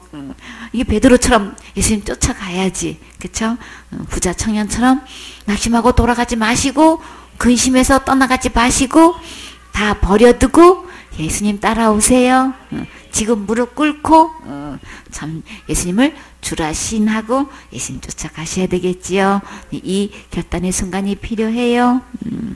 이렇게 내 행위로 천국 갈 수 있는 줄 알고 내 행위 믿다가 지옥 가지 마시고 예수님 끝까지 따라오세요. 기록된 말씀으로 돌아오셔야 되는 거예요. 그래서 예수님 말씀으로 돌아오셔서 예수님 말씀대로 순종하면 예수님이 책임지셔요. 마태복음 16장 13절 말씀. 예수께서 가이사랴 빌립보 지방에 이르러 제자들에게 물어 가라사대 사람들이 인자를 누구라 하느냐 가로되 더러는 침례 요한 더러는 엘리야 더러는 에레미야나 선지자 중에 하나라 하나이다. 가라사대 너희는 나를 누구라 하느냐 시몬 베드로가 대답하여 가로되 주는 그리스도시요 살아계신 하나님의 아들이시니이다. 예수께서 대답하여 가라사대 바요나 시몬아 내가 복이 있도다. 이는 내게 알게 한 이는 혈육이 아니요 하늘에 계신 내 아버지시니라. 아멘. 가이사랴 빌립보 지방에 이제 있는데 이 가이사랴 빌립보는 그 지중해에 있는 해변이 아니고 갈릴리 게네사렛 호수 부근에 있는 그 한 지방을 말하는 거예요. 요 이름이 똑같아요. 그래서 그 지방에 이제 예수님이 이제 가셨는데 제자들에게 주님께서 이제 질문을 하시는 거예요. 사람들이 나를 누구라 하냐? 그러셨어요. 여기서 인자는 누구예요? 예수님이시죠. 그래서 사람들이요, 더러는요 침례 요한이라고도 하고, 더러는 엘리야라고도 하고, 어떤 이들은 예레미야나 선지자 중에 하나라고 해요. 근데 성경에서 누가 예수님을 침례 요한이라고 했는지 혹시 생각나세요? 헤롯이 생각나지요? 누가복음 9장 7절에 분봉왕 헤롯이 이 모든 일을 듣고 심히 당황하여 하니 이는 혹은 요한이 죽은 자 가운데서 살아난 거 아니야? 막 그러면서 이제 그런 얘기 한 적이 있죠. 여기서 분봉왕이 무슨 뜻인가요? 우리 이거 분명히 뜻을 깨달아야 되겠죠. 왜 이렇게 헤롯을 분봉왕이라고 했을까요? 이 분자는 나눌 분이에요. 봉자는 이제 봉할봉인데 한 나라를 이렇게 나누어서 그중 한 지역을 이렇게 다스려서 지배하는 걸 이야기하는 거예요. 그래서 분봉왕이라고 했어요. 이제 침례 요한과 예수님은 이제 같은 시대에 살았죠. 그 당시 침례 요한이 죽은 것을 다 알고 있을 텐데 어떻게 예수님을 침례 요한이라고 한다는 것은 좀 참 귀한 일이죠. 이게 침례 요한처럼 온 백성이 찾아와서 말씀을 듣고 침례에 순종하는 것처럼 보라 세상 죄를 지고 가는 하나님의 어린 양이로다 하고 이렇게 예수님을 확실하게 증거하는 사역자로 주님 오실 때까지 귀하게 장구하게 쓰임 받으면 참 좋겠지요. 예수님을 왜 엘리야라고 사람들은 말할까요? 말라기야 4장 5절에 보면 보라 여호와의 크고 두려운 날이 이르기 전에 내가 선지 엘리야를 너희에게 보내리니 그래서 엘리야라고 했을까요? 마태복음 11장 14절에 보면 만일 너희가 즐겨받을진대 오리라 한 엘리야가 곧 이 사람이니라. 여기서 이 엘리야는 누구를 가리키나요? 침례 요한이지요. 예수님은 아니에요. 엘리야처럼 능력을 많이 행해서 예수님을 엘리야라고 그렇게 말할까요? 엘리야와 같이 큰 능력을 받아서 많은 사람을 주님께로 인도하여서 구원받게 하는 사역자가 되었으면 좋겠지요. 예레미야는 어떤 선지자라고 불리우고 있나요? 그래요. 눈물의 선지자라고 하지요. 예레미야처럼 눈물로 기도하고 풍성한 사랑으로 돌봐주는 사역을 하고 싶으신가요? 예수님의 사역에서 예레미야의 사랑을 느껴져서 백성들은 그렇게 말했을까요? 마태복음 21장 11절에 무리가 가로되 갈릴리 나사렛에서 나온 선지자 예수라 하니라. 이 사람들이 예수님을 선지자라고 하면서 갈릴리 나사렛에서 나온 선지자다, 이렇게 또 무리들이 또 그렇게 말을 해왔다는 말씀이 있어요. 이게 저들이 어떻게 느꼈고 어떻게 말하든 주님의 관심은 어디에 계신가요? 제자들에게 있지요. 또 누구에게 있나요? 곧 나에게 있어요. 15절에 가라사대 너희는 나를 누구라 하느냐. 결국은 제자들에게 이 질문을 하셔요. 그렇죠? 시몬 베드로가 대답하여 가로되, 시몬 베드로 제자가 돼가지고 예수님의 따라다니면서 가르침을 받는데 이 질문을 할 때에 다른 제자들에게 앉아요. 그렇죠? 제일 먼저 대답해요. 그렇죠? 주는 그리스도시요 살아계신 하나님의 아들이시니다. 여러분도 베드로처럼 이렇게 고백하실 수 있나요? 이 말씀이 믿어져서 이렇게 고백하는 자는 주님은 어떤 자라고 말씀하실까요? 17절에 예수께서 대답하여 가라사대 바요나 시몬아 내가 뭐가 있대요? 복이 있대요. 이를 내게 알게 한 이는 혈육이 아니요 하늘에 계신 내 아버지시니라. 이 세상에서 예수님께서 내가 복이 있도다 말씀하신 사람은 베드로밖에 없을까요? 여러분도 베드로처럼 복 있는 자가 되었습니까? 복 있는 자가 되고 싶으십니까? 어떤 사람이 가장 행복한 사람인지 그 비결을 알려드릴까요? 그래요. 로마서 4장 6절에 일한 것이 없는데도 하나님께서 의로 여기심을 받은 사람이 주님은 어떤 자래요? 행복한 사람이래요. 이 데서 다윗은 어떻게 말했어요? 그 불법을 사하심을 받고 그 죄를 가리우심을 받는 자는 복이 있대요. 주께서 그 죄를 인정치 아니할 사람은 복이 있도다 함과 같으니라. 주님께서 죄도 다 용서해 주시고 또 다 죄도 가려 주시고 주님은 죄 없다고 이렇게 인정하는 사람이 이 세상에서 가장 행복한 사람이래요. 이 복을 받은 사람은 어디 갈 수 있을까요? 천국 갈 수 있으니까. 이 세상에 아무리 부자라도 천국 부자는 아니지요. 천국에 있는 것과 바꿀 수가 없지요. 그리고요 히브리서 10장 16절에 주께서 가라사대 그날 후로는, 그날 후가 언제예요? 예수님께서 십자가에 돌아가시고 우리의 모든 죄를 거룩하게 해결하신 이후에 주님께서 우리에게 약속을 하셨어요. 어떤 약속을 하셨을까요? 내 법을 저희 마음에 두고 저희 생각에 기록하리라. 어떻게 기록하셨나요? 저희 죄와 저희 불법을, 다시 말해서 나의 죄와 나의 불법을 어떻게 하신대요? 다시 기억지 아니하신대요. 그리고요 그 죄와 불법을 어떻게 하셨어요? 다 용서하셨대요. 용서의 주께가 아니고 이미 용서하셨은즉 다시 죄를 위하여 제사 드릴 것이 없느니라. 누구 죄를요? 내 죄를. 어떤 죄요? 지옥 갈 수밖에 없는 죄를 주님이 다 이미 용서해 주셨대요. 그래서요 이미 죄를 용서받은 사람은 그러므로 형제들아 우리가 예수의 피를 힘입어 어디 들어갈 수 있어요? 성소에 들어갈 담력을 얻었나니. 그럼 어디 가는 거예요? 이렇게 주님으로부터 죄도 불법도 다 기억지 않고 다 용서받은 사람은 어디 갈 수 있다는 거예요?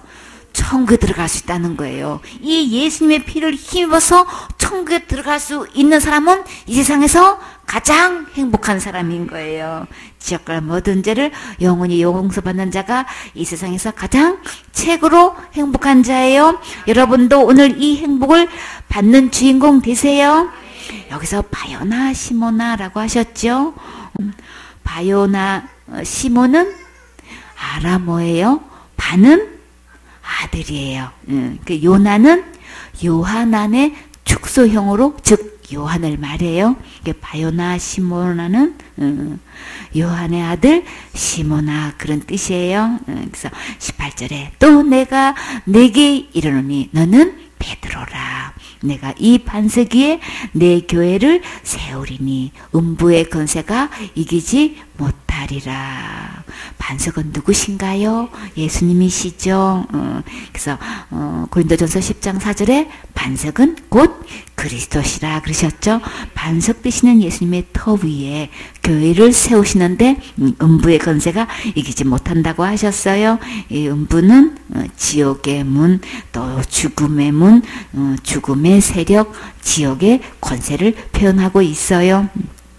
19절에 내가 천국의 열쇠를 내게 주리니 열쇠를 주신대요. 천국 열쇠를 주신대요. 그럼 우리는 어떻게 하면 돼요? 받으면 되지요. 내가 땅에서 무엇이든지 매면 하늘에서도 매일 것이요. 내가 땅에서 무엇이든지 풀면 하늘에서도 풀리리라 하시고. 와, 그러면 우리 이 천국 열쇠가 그러면 누구실까요? 예수님이에요? 복음이에요? 구원의 말씀이에요? 천국 열쇠를 받으셨습니까? 천국 열쇠를 받고 싶으십니까? 그래요. 예수님은 지옥 갈 모든 죄를 영원히 용서하셨어요. 그런데 너무나 많은 사람들이 이것을 믿지 않고 율법으로, 윤리도덕으로, 학설로, 신학으로, 전통과 이렇게 교리로 묶어놓고 있어요. 예수님은 모든 율법에서 우리를 자유케 하셨지요. 생명의 성령의 법으로 우리를 해방시켜 주셨어요. 다른 복음, 다른 교훈으로 온통 묶어놓은 것 스스로 다 베어버리세요. 그러면 언제든지 천국 갈 수 있는 천국 열쇠를 받을 수 있어요. 저 20절에 제자들을 경계하사 자기가 그리스도인 것을 아무에게도 이루지 말라 하시니라. 왜 주님은 자기가 그리스도인 것을 경계하셨을까요? 주님은 이 세상에 왜 오셨어요? 우리의 지옥 갈 모든 죄를 담당하러 오셨지요. 그래서 인류의 죄를 담당하셔서 십자가에 죽으셔야 되기 때문에 주님은 그 일을 행해야 우리 이방인에까지도 이 죄사함을 받을 수 있고 천국 열쇠를 받을 수 있죠. 그렇기 때문에 우리 주님은 어떤 주님으로 믿기를 원하셔요. 몇 병 고치는 예수님도 아니고 기적을 베푸시는 예수님도 아니고 귀신이 쫓아가는 거 예수님도 아니고 문제 해결을 받는 예수님이 아니고 어떤 예수님으로 믿기를 원하셔요? 지옥 갈 모든 죄를 해결하신 이 예수님을 믿어야만 무엇을 받을 수 있으니까? 구원을 받을 수 있으니까. 많은 사람들이 이 유대 땅에 오셔가지고 행한 이 모든 일을 통해가지고 이런 일개 그냥 선지자 중에 하나로 보면 안 되잖아요. 그쵸? 구세주로 믿어야 되는 거죠. 이 구세주가 유대인에게만 해당되는 게 아니고 이방인 우리에게까지도 전 인류가 온 세상의 사람들에게 이 복음이 전파돼야 되고 주님은 이 일을 하려 오셨기 때문에 일을 하셔야 되는 거죠. 그러니까 우리는 어떤 예수님을 믿고 있냔 말이에요. 너무나 많은 사람들이 이렇게 엘리야니 예레미야니 무슨 그냥 침례 요한이니 선지자 중에 하나니 이렇게 이야기한단 말이에요. 그러나 예수님은 어떤 예수님으로 믿기를 원하셔요? 주는 그리스도시요 살아계신 하나님의 아들이십니다. 진짜 구세주로 믿어야 된단 말이에요. 그렇죠? 모든 지역 갈제를 다 해결하신 영원히 해결하신 이 예수님을 믿기를 원하신다고요. 근데 너무나 예수님을 다른 예수로 믿고 있어요. 그렇죠? 그때 이 베드로 시대에 예수님 살아계셨을 때에 이때도 이렇게 예수님을 따라가 다니면서 말씀을 듣고 또 치료도 받고 귀신도 나가게 하고 이렇게 많은 기적을 보면서도 따라다니면서도 지금 예수님을 이렇게 표현한단 말이에요. 많은 무리가 선지자 중에 하나라고 이야기했죠. 이렇게 이야기한다고요. 그러나 예수님은 우리 인류의 죄를 지고 가신 예수님. 침례 요한처럼 세상 죄를 지고 가는 하나님의 어린 양이시다. 이분이 그리스도시다. 메시아시다. 이분이 하나님의 아들이시다. 라고 정확하게 들려주었는데도 불구하고 이렇게 엉뚱한 생각을 하고 있단 말이에요. 그러니까 왜 이러는 거예요? 그때나 지금이나 사단이 이 예수님을 지옥 갈 모든 죄를 해결하신 이 예수님으로 믿지 못하게 만드는 거예요. 예수님이 하신 일을 이 바꿀 수는 없어요. 그럼 어떻게든 간에 이거를 못 깨닫게 하려고 다 말씀을 들려줘도 다 그냥 다 빼앗아 간다고 그랬죠. 어떻게든 이들이 구원을 못 받으면 돼. 그래서 전부 다 지금 뭐에 초점을 맞춰놓고 있어요? 온통 설교라는 게 뭐예요? 바알신을 섬기게 만드는 거예요. 어떻게 교회 다니면서 기도 많이 해가지고 열심히 청소 봉사 헌신해가지고 축복받는 것. 거기에 전부 다 바알의 하나님을 섬기고 있는 거예요. 엘리야 시대 때만 바알의 하나님을 섬기는 게 아니고 지금도 여전히 교회에서 바알을 섬기고 있는 거예요. 오늘 아침 설교 말씀해 보라고요. 그쵸? 선지자가 나서가지고 이렇게 다른 복음을 전하고 있어가지고 온 죄악이 모든 백성에게 미치게 한다고 하잖아요. 이 산천 초목이 왜 저주를 받아가지고 다 이렇게 다 메말라가고 있냔 말이에요. 그 원인이 뭐라 그랬어요? 거짓 선지자가 이렇게 다른 교훈을 이렇게 백성들에게 가르쳐가지고 그 영향으로 이게 산천 초목의 저룩을 받아서 전부 다 그냥 풀들이 다 메말라가고 있고 막 탄식하고 있고 고통을 당하고 있고 그러니 먹을 게 없잖아요. 짐승들이. 이런 모든 것들이 다 다른 교훈들이 이렇게 선지자가 돼가지고 이렇게 가르치고 있기 때문에 그 원인이 그렇다고 지금 이야기하고 계시다고요. 우리에게는 지금 어떤 심판이 기다리고 있어요? 불로 받는 심판이 기다리고 있다고요. 그 원인이 그럼 뭐에 있는 거예요? 선지자라고 하면서 목사라고 하면서 교회에서 진짜 어떻게 하면 예수님께서 오셔서 우리의 지옥갈 모든 죄를 다 해결하는 이 예수님을 믿고 천국 가게끔 이 예수님을 소개해야 되는데 도대체 예수님 얘기는 하지를 않아. 천국과 지옥 얘기는 들어볼 수가 없고 제 문제는 아예 할 수가 없다는 거예요. 왜요? 교인들이 듣기 싫어하니까. 그래서 뭘 스승을 두고 기가 듣기 좋은 것만 말만 듣는 그런 스승만 두고 지금 있는 거예요. 그 어떤 얘기가 가장 듣기 좋아요? 축복받는 얘기하면 제일 듣기 좋아. 제일 무난한 설교야. 그 얘기만 하는 거야. 이 영혼이 죽어가지고 언제 죽을지도 모르고 죽으면 천국 가는 거에는 전혀 관심이 없어. 전부 다 설교가 그냥 이 교단에 가든 저 교단에 가든 큰 교회 가든 작은 교회 가든 전부 다 뭐예요? 복받는 얘기인 거예요. 전부 다 간파는 교회고 이름은 예수님인데 지금 설교라고 하는 게 다 뭐예요? 좀 전부 다 바알의 사상을 지금 집어넣고 있는 거예요. 이게 지금 이게 얼마나 안타까워요. 주님은 오신 목적, 지옥갈 우리 모든 죄를 해결하시러 오신 거예요. 그리고 해결하셨어요. 담당하셨어요. 그 예수님을 진짜 바르게 구세주로 주인으로 이렇게 왕으로 모실 수 있는 이 결단이 필요해요. 지금까지 믿어왔던 그 예수는 다른 예수인 거예요. 다른 영이란 말이에요. 다른 영이 혼탁해서 속여서 지금 그렇게 하고 있는 거란 말이에요. 그러니까는 인류의 죄는 원죄는 예수님이 하셨고 자원죄는 내가 해야 되고 하는 건 이거 다 지금 다른 복음인 거예요. 날마다 내가 짓는 죄를 해결하지 않으면 지옥 간다는 것도 다 다른 복음인 거예요. 큰 죄는 무조건 지옥 가는 것도 다 다른 복음인 거예요. 주님은 성에서 모든 죄를 다 해결하셨어요. 절대 지옥 갈 죄가 없게끔 모든 죄를 다 용서하셨단 말이에요. 이게 진짜 복음인 거고 진짜 예수님께서 돌아오셔야 되는 거예요. 그러니까 우리 말씀으로 돌아오셔야 이 진짜 예수님을 만나서 진짜 구원을 받을 수 있어요. 이게 잘못된 거 다 묶여놓아 있던 거 이거 다 배워버리셔야 되는 거예요. 배워버려야만 주님께서 정말 생명의 성령의 법으로 참된 복음으로 모든 것을 해결하는 이 예수님을 만날 수 있어요. 우리가 구분해야 되는 거죠. 할례를 하는데 어디다 하라 그랬어요? 마음에 하라 그랬잖아요. 마음에 배워버려야 된단 말이에요. 마음에 다른 예수가 들어앉아 있고 다른 영이 들어앉아 있는 것 빨리 배워버려서 끊어버려야 된단 말이에요. 끊어버리고 진짜 예수님을 맞을 수 있어야 되는 거죠. 악한 영이 들어있는 곳에 예수님 절대 들어가시지 않아요. 이건 배워버려야 되는 거예요. 깨달아야 배워버리지. 그쵸? 좋은 목사라는 거 이거 속아가지고 여기에 속아 있단 말이에요. 좋은 목사가 진짜 종이 아니고 진짜 바르게 예수님의 이 복음을 전해야 되는 거예요. 모든 죄를 다 용서하신 이 예수님을 믿어야 천국 간다는 이 복음을 전하는 이 목자가 진짜 참된 목자인 거예요. 성격이 상관없어요. 그리고 많이 배웠냐 안 배우는 거 상관없어요. 진리의 복음을 바르게 전하느냐 안 돼. 여기 있단 말이에요. 그래서 거짓 선자를 삼가하고 조심하라 그랬죠. 그들의 열매를 보고 분명히 알 수 있다고 했어요. 너무나 쉽게 주님 열매 보고 알 수 있다고 하셨단 말이에요. 그러니까 그들이 어떻게 가르친가 보면 금방 알 수 있지요. 이사야 6장 1절 말씀. 우시야 왕의 죽던 해에 내가 본즉 주께서 높이 들린 보좌에 앉으셨는데 그 옷자락은 성전에 가득하였고 스랍들은 모셔섰는데 각기 6날개가 있어 그 둘로는 그 얼굴을 가리었고 그 둘로는 그 발을 가리었고 그 둘로는 날며 서로 창화하여 가로되 거룩하다 거룩하다 거룩하다 만군의 여호와여 그 영광이 온 땅에 충만하도다.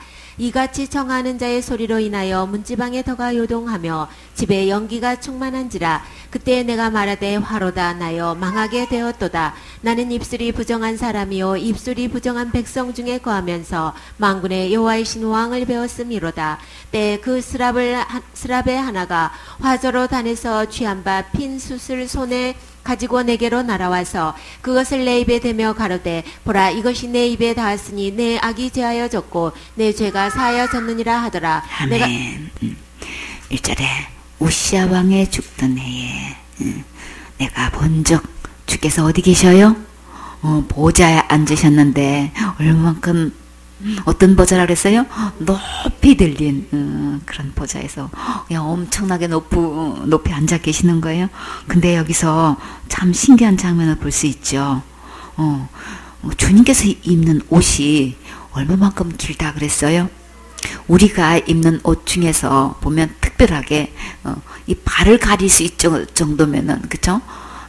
바지가 길어가지고 막 어느 정도로 길다고 그래요? 청소하고 다니네 할 정도로 쓸고 다닌다고 해가지고 막 길게 입었을 때 유행 있었었죠. 그쵸? 그런 것처럼. 근데 주님께서 입는 옷이 발을 가릴 정도로 긴 옷이면은 이해가 가겠어. 그쵸? 근데 주님께서 입는 옷이 지금 어느 정도예요? 어떻게 그 옷자락이 성전에 가득할 정도로 그냥 완전히 꽉 차게 그런 옷을 입으신다는 게 이거 우리 어디서도 볼 수 없는 장면인 거예요. 그쵸? 그리고요, 그 주위에 서랍들을 모셔 섰는데, 서랍은 뭐예요? 천사지요. 성경에서 이 서랍 천사는 여기서만 소개되었어요. 근데 날개가 몇 개인가요? 6이에요. 각기 6날개가 있어요. 둘로는 얼굴을 가리우고, 둘로는 몸을 가리우고, 둘로는 이렇게 날아다니는데 이제 사용한대요. 근데요, 성막에 나오는 그룹 천사는 날개가 몇 개인지 아세요? 2개지요? 그래, 출애굽기 37장 9절에 보면 그룹들이 그 날개를 높이 펴서 그 날개로 속죄소를 덮으며 그 얼굴을 서로 대하여 속죄소를 향하였더라. 여기서 날개가 내신 천사도 있어요. 어떤 천사일까요? 에스겔서 1장 6절에 보면 각각 내 얼굴과 내 날개가 있고 13절에 에스겔서의 3장 13절에는 이는 생물들이 날개가 서로 부딪히는 소리와 생물 곁에 바퀴 소리라 크게 울리는 소리더라 그랬어요. 이 날개가 서로 막 부딪힌대요. 매미가 울 때에 어떻게 울어요? 어디서 그 소리가 맴맴 소리가 나는 거예요? 날개 부딪히는 소리에서 소리가 나는 것처럼 이 천사가 날개로 부딪히면서 여기서 막 또 부딪히는 소리가 굉장히 난대요. 그리고 그 생물 곁에 바퀴 소리도 막 크게 울리는 소리가 지금 난대요. 한번 상상을 해보세요. 그래서 에스겔서 10장 5절은 그룹들의 날개 소리는 바깥들까지 들리는지라. 이 날갯짓 소리가 얼마나 큰지 바깥들까지도 이게 들린대요. 그리고 전능하신 하나님의 말씀하시는 음성 같더라. 그 소리가 이제 그렇게 들릴 정도로 하나님의 음성으로 들리는 것처럼 그렇게 소리가 난대요. 그래서 에스겔서 1장 10절에 보면 그 얼굴들의 모양은 넷의 앞에 사람의 얼굴 모양이 넷이나돼. 어떻게 넷이가 될 수 있을까? 한 면은 사람의 얼굴이고 한 면은 어떤 짐승이에요? 보면 사자의 얼굴이고 또 하나는 소의 얼굴이고 또 하나는 독수리 얼굴이에요. 화가가 있으면 지금 막 그림을 그릴 텐데 상상을 해보세요. 그리고 그 얼굴은 이러하며 그 날개는 들어 펴서 각기 두씩 서로 연하였고 이렇게 서로 이렇게 맞대고 있단 말이에요. 서로 연결이 되어 있는 거예요. 둘은 몸을 가리었으며 그랬어요. 참 본문에 나오는 이 스랍 천사는 날개가 6인데 서서 지금 뭐 하고 있나요? 창하해요. 3절에 서로 창하하여 그럴 때 창하하는 게 뭐예요? 한쪽에서 노래를 부르고 또 다른 쪽에서 이어서 이렇게 서로 지금 연주에 맞춰서 노래하고 있죠. 이런 노래를 어떤 노래라 그래요? 돌림 노래라고 하지요. 돌림 노래. 우리 찬양에 어떤 그런 게 있어요? 먼저 그 나라와 의를 구하라. 그러면은 끝나면 막 또 다른 가사로 이어서 막 할 때 이런 것처럼 이렇게 지금 이 천사가 스랍 천사가 서가지고 막 이렇게 서로 화답하면서 막 찬양을 하고 있는 거예요. 근데 뭐라고 찬양을 하는 거예요? 거룩하다 거룩하다 거룩하다를 계속해서 이렇게 막 서로 화답을 하면서 이 가사 하나만 갖고 계속 지금 창화를 하고 있는 거예요. 근데 그 창화하는데 지금 어떻게 해요? 그 영광이 온 땅에 충만하대요. 와, 근데 이 소리가 얼마만큼 울려 퍼지나요? 막 문지방 터가 어떻게 막 요동할 정도로. 그리고 그 집에는 연기가 충만하대요. 하나님의 이 영광의 연기가 집안에 자욱하면서 요동할 정도로 문지방이 막 흔들릴 정도로 스랍 천사가 지금 이렇게 화답하면서 하나님을 거룩하다고 지금 찬양을 드리고 있는 거예요. 여러분이 이렇게 천사들의 창하는 소리를 직접 보고 들었다면 어떻게 느껴졌을까요?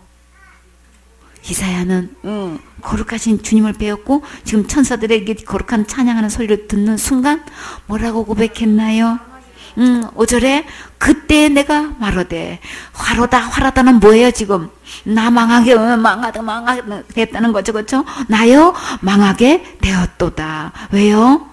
나는 입술이 부정한 사람이고 입술이 부정한 백성 중에 거하면서 만군의 여호와이신 왕을 배웠습니다. 하나님을 거룩하신 하나님을 배우는 순간에 막 천사들이 하나님을 거룩하다고 막 창화하는 이 모습을 보는 순간에 나 지금 망하게 됐다는 거지. 나 다 죽었다 이제 지금 이거 이제 큰일 난 거지. 살 길이 막막한 거예요. 거룩하신 주님을 내 이 부정한 입술로 부정한 백성 가운데 거는 내가 거룩한 하나님을 보는 순간에 나는 이제 망하게 된 거예요. 하나님 보면 다 죽지요? 나 이제 망해서 이제 망해도 얼마만큼 망해요? 싹 망했어. 어디 갈 정도로? 지옥 갈 수밖에 없을 정도로 지금 망하게 된 게 지금 완전히 덜컥 내려앉은 거예요. 어떻게 이런 고백이 나올 수 있을까요? 거룩하신 하나님 앞에서 누구의 모습을 비춰보니까 자신을 비춰볼 때 지옥 갈 수밖에 없는 죄인으로 지금 보여지기 때문인 거예요. 거룩하신 하나님 앞에서 망할 수밖에 없고 지옥으로 뚝 떨어질 수밖에 없는 자신의 죄가 보여지시나요? 기록된 하나님 말씀 앞에서 자신의 죄를 볼 때 화로다 나는 망하게 되었도다 하고 이사야처럼 고백하실 수 있나요? 복음을 이렇게 머리로만 받아들이고 알고 있는 것으로 다 되었다고 착각하지 마세요. 내 영혼이 지옥으로 뚝 떨어지는 가슴 찰랑한 순간이 있었나요? 구원은 죄로부터 구원이에요. 죄의 결과로 죽고 심판받고 지옥으로 가게 되는데 이사야는 화로다 나는 망하게 되었다 하고 소리쳤어요. 죽기 전에 오늘 이 문제를 속히 해결 받으셔야 되겠지요. 시편 12편 3절에 보면 여호와께서 모든 아첨하는 입술과 자랑하는 혀는 끊으신다고 하셨어요. 이렇게 형벌 받기 전에 오늘 해결 받으세요. 어떻게 하면 지옥 갈 수밖에 없는 이 죄를 해결 받을 수 있을까요? 이사야는 부정한 입술을 어떻게 해결 받았는지 한번 볼까요? 6절에 그때의 그 서랍 하나가 화조로 단에서 취한 바 핀 숯을 어디 가지고 와요? 어떻게 손에 이렇게 가지고 이사야한테 이렇게 날아올 수 있을까요? 여러분은 손으로 받을 수 있어요?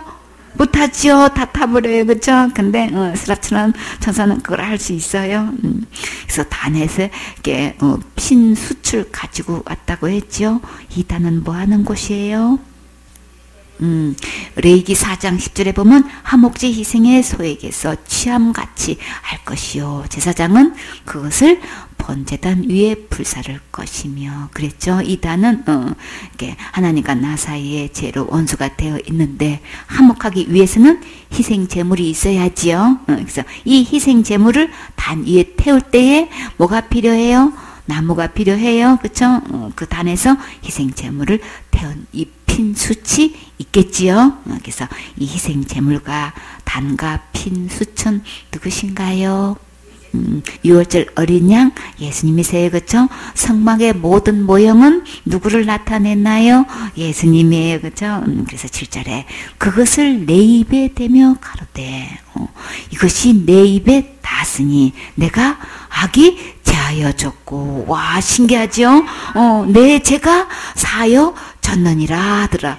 와, 아니, 이 핀 숯을 내 입에 대는 이 부정한 입술이, 완전히 지금 어떻게 해요? 다, 악이 다 제하여졌어.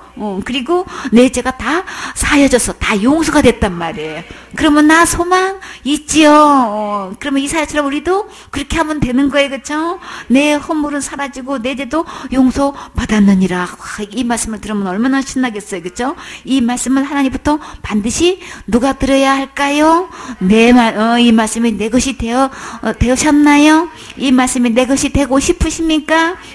예수님께서 내 죄를 위해서 십자가에서 죽으시고 부활하셔서 지옥갈 내 모든 죄를 영원히 다 용서하셨어요. 그러니까 히브리서 10장 16절에 주께서 가라사대 그날 후로는 저희와 세울 언약이 이것이라 하시고 내 법을 저희 마음과 저희 생각에 기록하신다고 하셨죠. 그래서 저희 죄와 불법을 주님은 다시 기억지 아니하시고 이 모든 것을 다 용서하셨다고 하셨어요.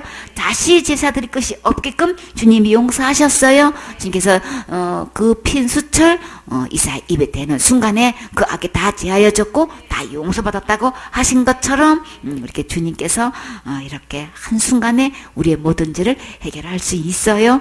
그 전에 이사야는 어떻게 했어요? 아, 나는 망하게 되었도다. 화로다 나요.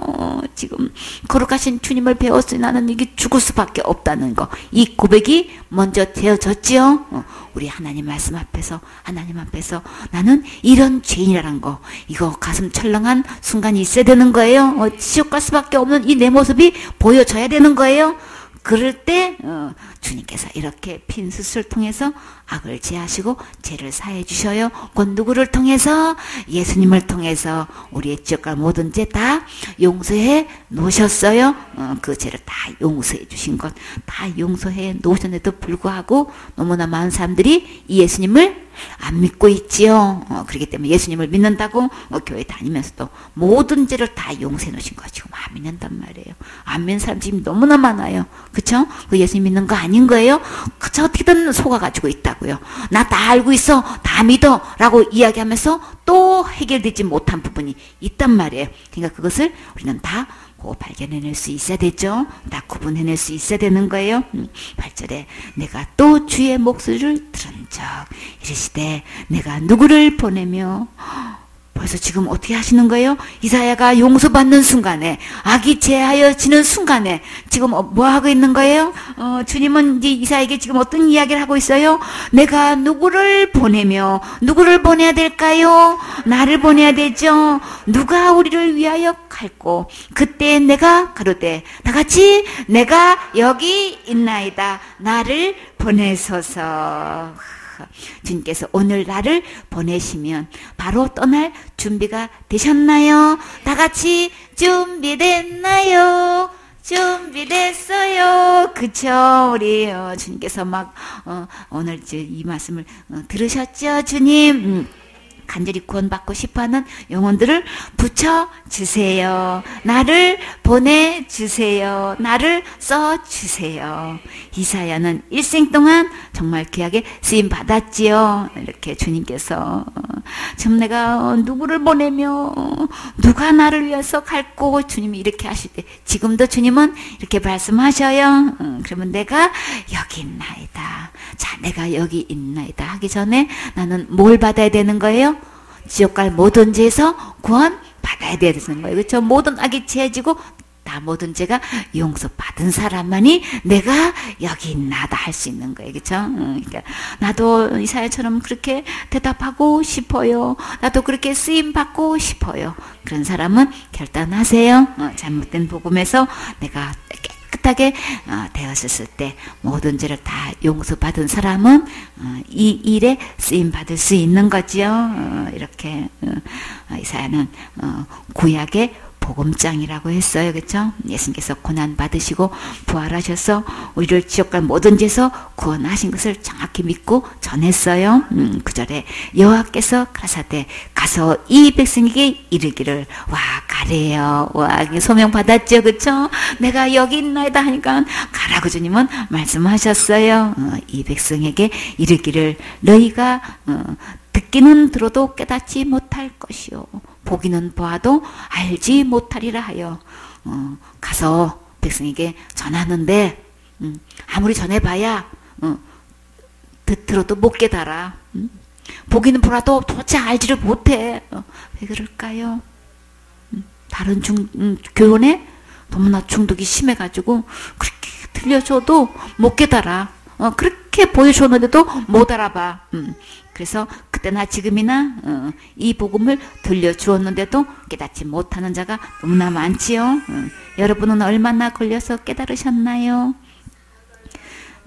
다른 복음에 중독된 것이 해독되려면 계속 반복해서 들을 때 씻겨지고 온전히 깨끗하게 되지요. 그래서 이사야 29장 13절에 보면 주께서 가라사대 이 백성이 입으로는 나를 가까이하며 입술로는 나를 존경하나 그 마음은 내게서 멀리 떠났나니 그들이 나를 경외함은 사람의 계명으로 가르침을 받았을 뿐이라.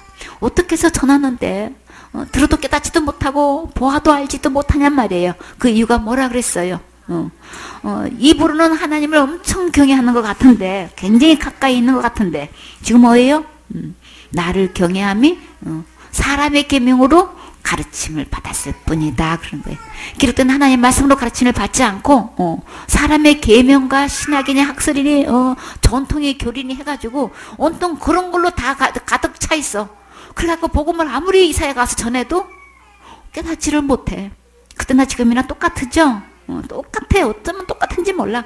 교단을 초래서 똑같아. 나마다 회개 안 하면 지옥 가는 거 당연한 거고 뭐 큰죄 지면 무조건 지옥 가는 거고 그냥 받은 구원이라 할지라도 잃어버리는 거고 자살죄는 뭐 이건 말할 것도 없이 지옥 가는 거고 예수님이 다 해놓으신 거는 뭐고 지옥 갈 거는 뭐고 전부 다 이렇게 중독돼가지고 도대체가 예수님 믿는다는 말만 있지 전부 다 다른 교훈에 사람의 계명을 가르침 받아가지고 지금 이러고 있는 거란 말이에요. 신학을 가가지고 전부 다 지금 뭐 하고 있어요? 독만 마시고 있어. 그래가지고 그 독을 다 교인들한테 다 전하니 교인들이 다 중독돼가지고 복음을 전해주면 대반 그냥 막 이단으로 몰아버려. 그제도 예수님이 다 용서해 주셨어요 하면 그냥 대반 그냥 이단으로 몰아버려. 다 그냥 구원파로 몰아버리고 예수님은 우리를 구원하러 오셨어요? 그러면 예수님을 구원파로 지금 몰아버리는 거예요?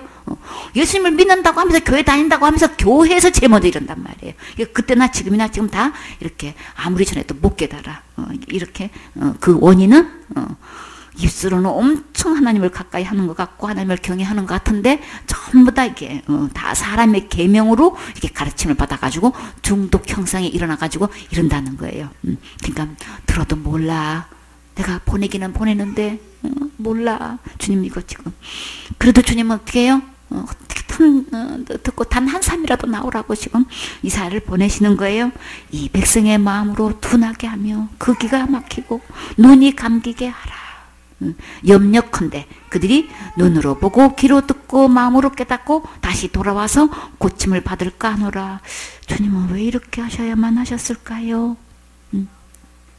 마가복음 7장 5절에 이에 바리새인들과 서기관들이 예수님께 묻되 어찌하여 당신의 제자들은 장로들의 유전을 준행치 아니하고 부정한 손으로 떡을 먹나이까.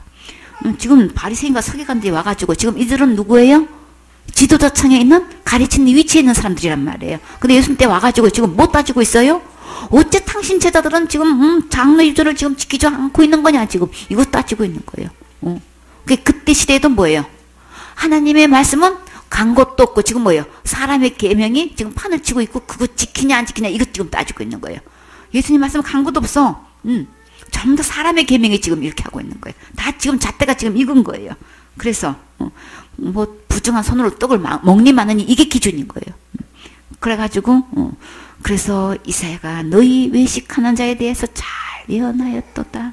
뭐라고 예언했어요? 이 백성이 입술은 나를 존경하되 마음은 내게서 멀도다. 교회 다니면서 예수 믿는다고 뭐 말은 하는데 전혀 예수님하고 가장 멀리 있어. 불신자 중에 불신자가 지금 교회 안에 있단 말이에요. 그러니까 이사야가 예언한 또 그대로 예수님 시대도 똑같이 그렇다는 거예요. 이사야 시대나 예수님 시대나 지금 시대나 지금 똑같은 거예요. 전부 다 멀리 있어.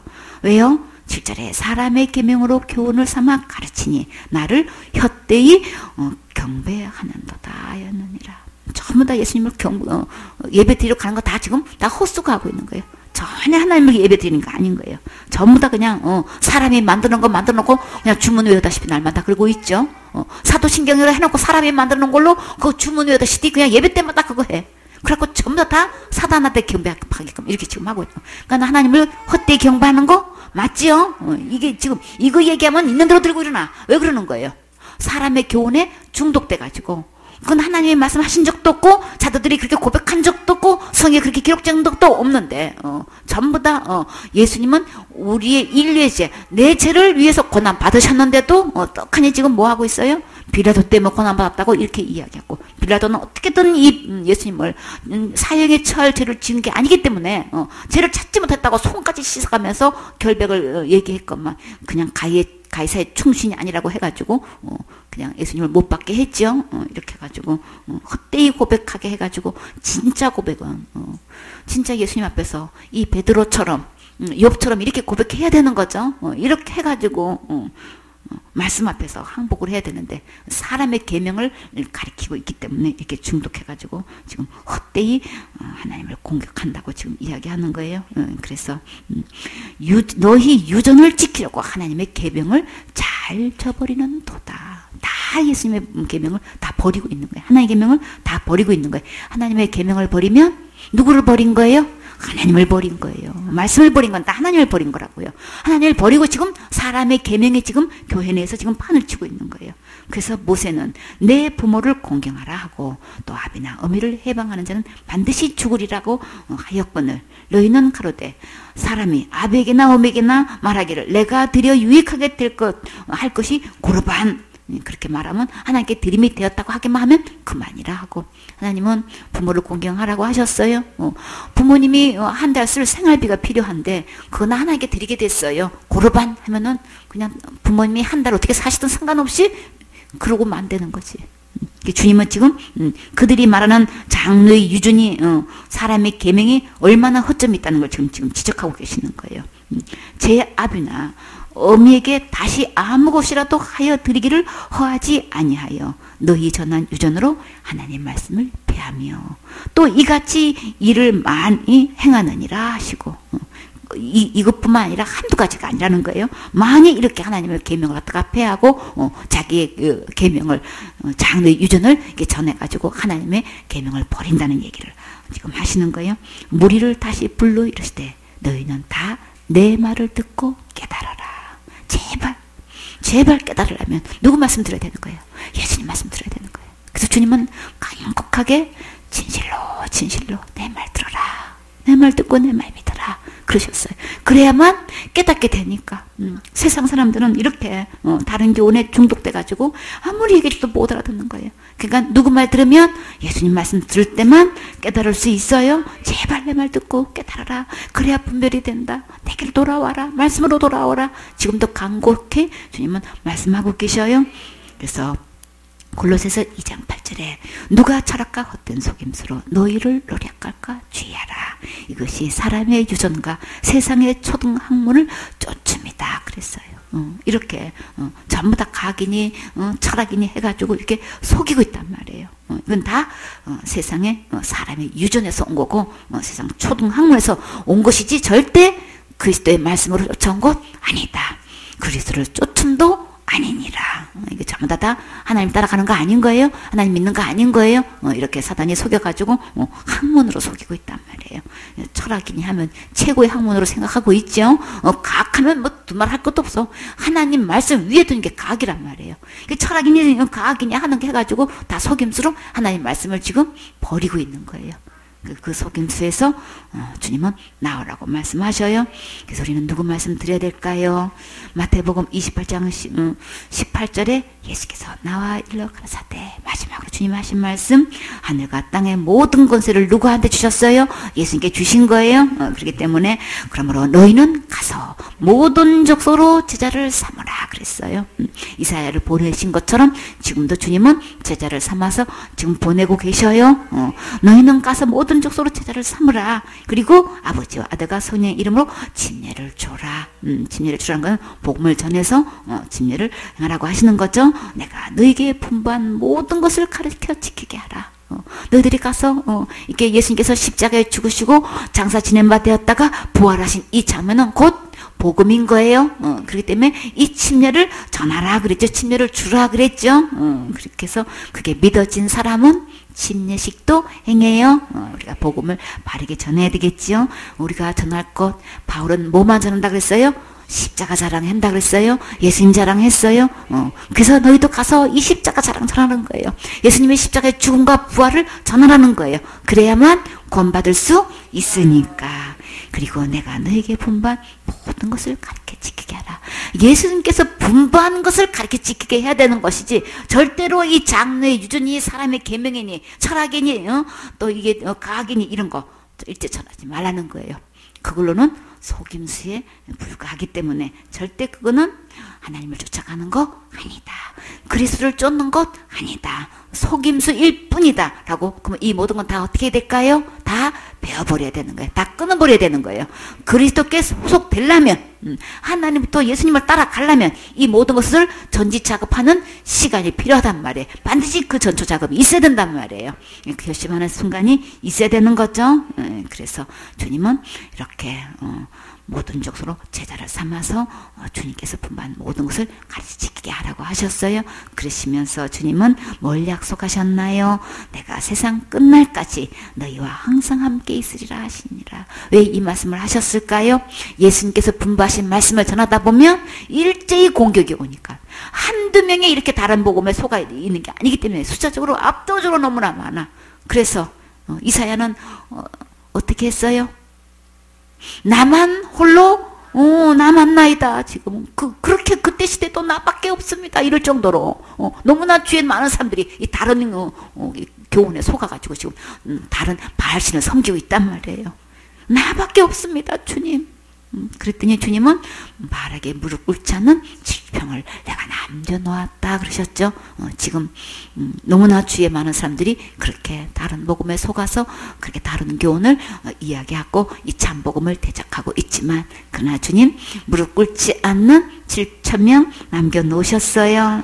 그럴 때 우리는 오직 누구 바라보고? 주님 바라보고 끝까지 주님 오실 때까지 주님께서 분부하신 이 말씀대로 가르쳐 지키게 해야 되지요. 11절에 내가 가로되 주여 어느 때까지니까 대답하시되 성읍들은 황폐하여 거민이 없으며 가옥들에게는 사람이 없고 이 토지가 전폐하게 되며 사람들이 여호와께 멀리 옮겨서 이 땅 가운데 패한 것이 많을 때까지니라. 이게 무슨 말씀일까요? 어떻게 성읍이 다 황폐했어? 막 거칠어져 가지고 못 쓰게 돼버렸어. 가옥에는 집에는 하나도 사람들도 없고 토지는 다 전폐돼 가지고 쓸 수 없게 다 지금 다 이렇게 돼버렸어요. 다 없애버려졌대. 언제까지요? 언제까지 이렇게 돼야 되는 거예요? 한 사람도 아무것도 내 안에서 이런 다른 교훈이 전혀 없을 때까지, 독이 다, 중독이 다 해독될 때까지 하나도 붙잡고 있는 다른 세상이 절대 내 안에 있어서는 안 되는 거예요. 그래서요, 다른 교훈이 조금이라도 남아 있지 않고 깨끗이 비워질 때까지 주님은 이들을 하나님의 말씀을 머리로 받는 게 아니고 마음으로 말씀을 받을 수 있기까지, 그렇죠? 계속해서 주님 그걸 원하셔서 그렇게 하시는 거예요. 하나님 말씀과 다른 복음이 혼합되면 뭐가 되니까 유사품이 되어서 한 명도 구원받을 수 없기 때문에 이런 것들을 철저히 꺾고 비우고 버려야겠지요. 13절에 그 중에 10분의 1이 오히려 남아있을지라도 되는 거예요, 안 되는 거예요? 안 되는 거예요.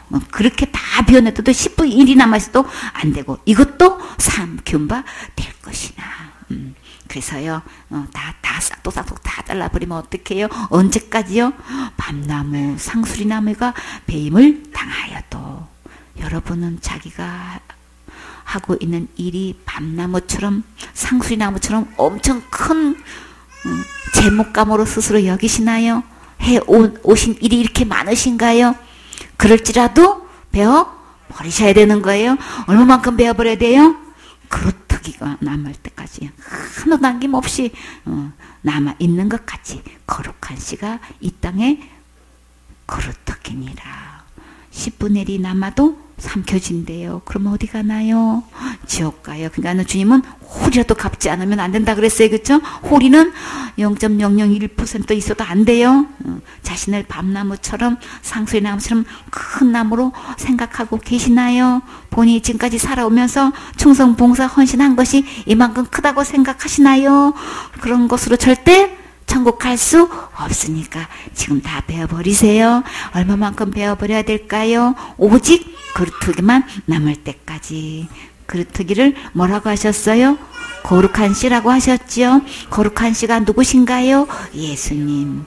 베드로전서 1장 23절에 보면 너희가 거듭난 것이 썩어시 씨로 된 것이 아니요 썩지 않시로 된 것이니 하나님의 살아있고 항상 있는 말씀으로 되었느니라. 그러므로 모든 육체는 불과 같고 그 모든 영광에 불의 꽃과 같으니 불은 마르고 꽃은 떨어지지 오직 주의 말씀은 세세토록 있도다 하였으니 너에게 전한 복음이 곧 이 말씀이니라. 그렇죠? 그럼 거룩한 씨가 누구예요? 예수님이죠. 천국은 오직 거룩하신 예수님으로만 갈 수 있어요. 그래서 요한복음 14장 6절에 가라사대 내가 곧 길이요 진리요 생명이니 나로 말미암지 않고는 아버지께로 올 자가 없느니라. 그러니까 오직 그 특이 예수님만 남아야 되는 거죠.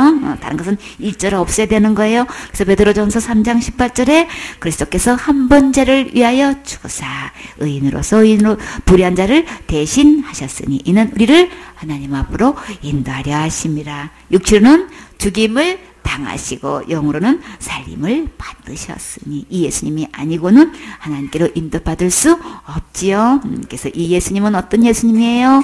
에베소 1장 7절에 우리가 그리스도 안에서 그의 은혜의 풍성함을 따라 그의 피로 말미암아 구속 곧 제사함을 받았으니 이 진짜 예수님은 우리 지옥 갈 모든 죄를 다 용서해 주신 거예요. 거룩한 나라 거룩한 하나님 앞으로 나아가려면 오직 예수님의 흘리신 피로만 거룩하게 될 수 있어요.